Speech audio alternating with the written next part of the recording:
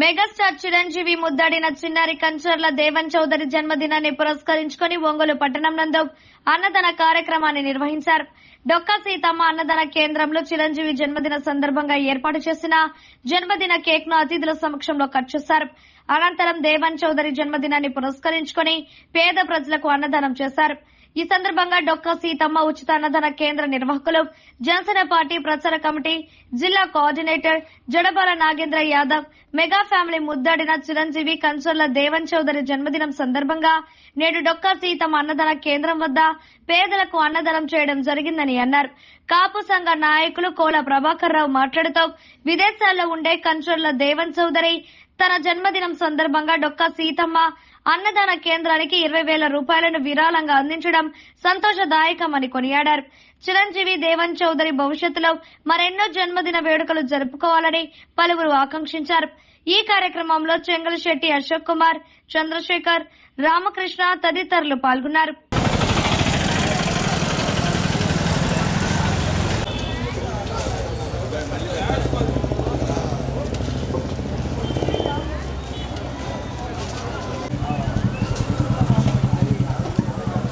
త్వరలో చంద్రబాబు నాయుడు గారికి కలవబోతున్నాను.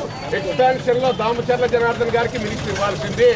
మా కాపు రిజర్వేషన్ పోరాటం ఒక చిన్న వితరణగా బాలనాగేంద్ర గారికి ఒక చిన్న సపోర్ట్ గా మేమంతా ఉన్నాము. భవిష్యత్తులో కూడా ఉంటామని తెలియజేస్తూ చెక్ 20,000 రూపాయలు చెక్ ఇవ్వడం.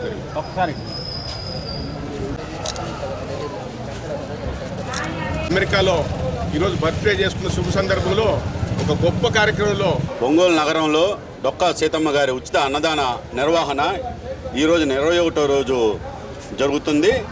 ఈరోజు నిర్వహణ బాధ్యతలు చిరంజీవి ముద్దాడినటువంటి మన చిన్నటి దేవన్ చౌదరి గారి పుట్టినరోజు సందర్భంగా ఈరోజు వారి కుటుంబ సభ్యులైనటువంటి వారి బంధువులైనటువంటి కోల ప్రభాకర్ గారు ఒంగోలులో ఈరోజు అన్నదాన కార్యక్రమం నిర్వహణ చేయడానికి ముందుకొచ్చారు.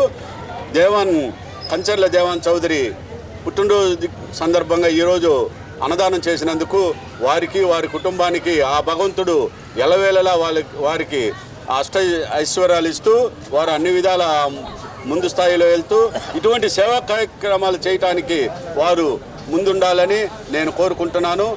ఈ డొక్కా సీతమ్మ పేరు మీద ఏర్పాటు చేసినటువంటి 21వ రోజు అన్నదాన కార్యక్రమంలో ఎక్కడో అమెరికాలో ఉన్నటువంటి మా సిస్టర్ వీళ్ళందరూ చూసి చాలా హ్యాపీగా ఫీల్ అయ్యి మా సిస్టర్ అయినటువంటి డాక్టర్ మాధురి, డాక్టర్ మధుకిరణ్ వాళ్ళ బాబు డెవిన్, కంచర్ల డెవిన్ చౌదరి పేరు మీద ఈరోజు ఈ కార్యక్రమానికి మేము ముందుండి బాలనాగేంద్ర గారితో నడిపించడానికి మేము ఈ కార్యక్రమానికి ఇచ్చేసాము.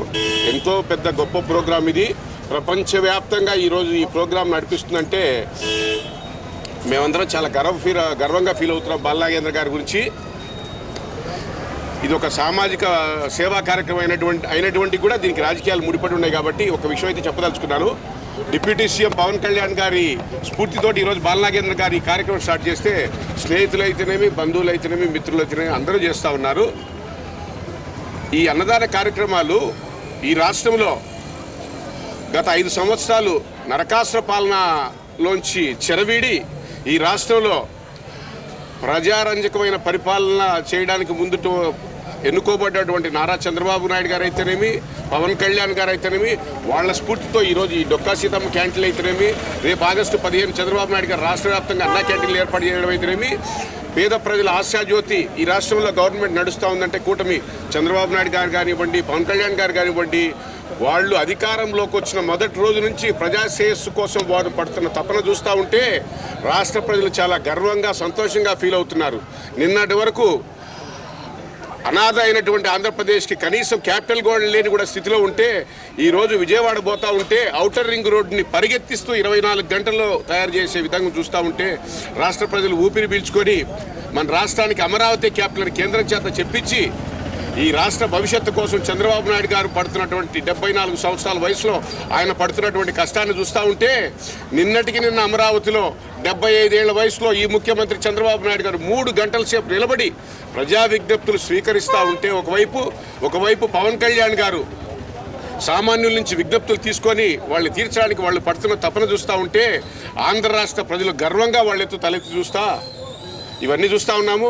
అలాగే ఒంగోలులో చూస్తూ ఉంటే దామచర్ల జనార్దన్ గారు అంటే మేమేమనుకుంటున్నామంటే డి అంటే డి ఫర్ డెవలప్మెంట్, దామచర్ల కాదు, డెవలప్మెంట్ అనేది అతని మనసులో ఉన్నటువంటి ఆలోచన. చాలా సంతోషపడతా ఉన్నాము. అదేవిధంగా ప్రజలు అతని యొక్క నిజాయితీని గుర్తించి 34,600 చిల్లర మెజార్టీతో గెలిపించినందుకు ప్రజలు చాలా సంతోషంగా ఉంటే వాళ్ళ రుణం తీర్చుకోవడానికి గెలిచిన రెండో రోజు నుంచి అన్ని విధాలుగా విజ్ఞప్తులు స్వీకరిస్తూ ట్రాన్స్పరెంట్గా అడ్మినిస్ట్రేషన్ డెవలప్మెంట్ చేద్దామన్నటువంటి జనార్దన్ గారికి అభినందనలు తెలియజేస్తూ ఆంధ్రప్రదేశ్ కాపు రిజర్వేషన్ పోరాట సమితి తరపున రాష్ట్ర ముఖ్యమంత్రి చంద్రబాబు నాయుడు గారిని త్వరలో కలవబోతున్నాను, అపాయింట్మెంట్ తీసుకుంటున్నాము. మేము ఒకటే డిమాండ్, వెనుకబడిన ప్రకాశం జిల్లా డెవలప్ కావాలంటే దామచర్ల జనార్దన్ గారికి మంత్రి పదవి ఇవ్వాల్సిందే అనే డిమాండ్తో, ఏకైక డిమాండ్తో ముఖ్యమంత్రి చంద్రబాబు నాయుడు గారిని కలవబోతున్నాము.